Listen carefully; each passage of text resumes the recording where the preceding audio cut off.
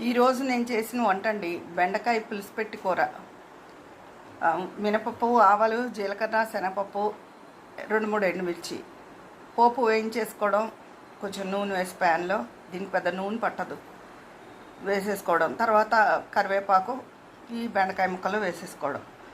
కొంచెం చింతపండు గుజ్జు, ఉప్పు తగినంతగా, చిటికెడు పసుపు వేసుకోవడం. కొంతమంది కూరలో వేసినట్టుగా తీపి వేసుకుంటారు, అది వాళ్ళ ఇష్టాన్ని బట్టి ఉంటుంది. తర్వాత తోటకూర పులుసు అంటే పులుసు, పప్పు అంటే పప్పు అండి. అంటే నేను ఈ తోటకూర పులుసుని బియ్యపిండి వేసి పెట్టలేదు, ఒక 3 స్పూన్లు పెసరపప్పు కూడా వేసి చిన్న కుక్కర్లో పెట్టేశాను.